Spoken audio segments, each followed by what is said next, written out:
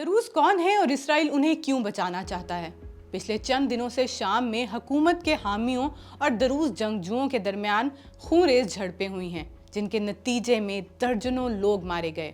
जब शाम की सरकारी फौज सवेदा शहर में दाखिल हुई तो उसके जवाब में इसराइल ने सवेदा की तरफ बढ़ती हुई शामी सरकारी फौज पर फिजाई हमले शुरू कर दिए। उसका कहना है कि उनका मकसद दरूज बरादरी को बचाना है। बिशारुल असद की हुकूमत गिरने के बाद जब शाम में अहमद अल शरा की हुकूमत आने के बाद दरूज बरादरी को गिला है कि उन्हें नई हुकूमत में मुनासिब हिस्सा नहीं दिया जा रहा। इसराइल उनको क्यों बचा रहा है?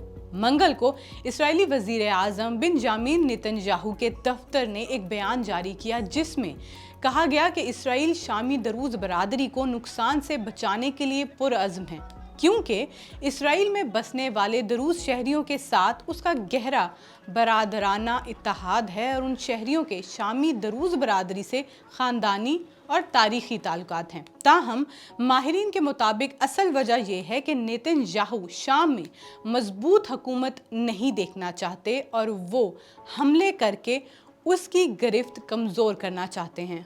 दरूज कौन है? शाम में दरूज बरादरी की बड़ी तादाद सवेदा सूबे और गुलान की पहाड़ियों के आसपास रहती है।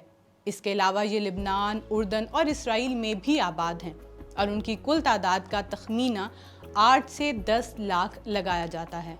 दरूज नस्ली और सकाफती तौर पर अरब हैं और अरबी ज़ुबान बोलते हैं, मगर उनका मजहब अलग है, जिसकी इब्तदा 11वीं सदी में हुई थी।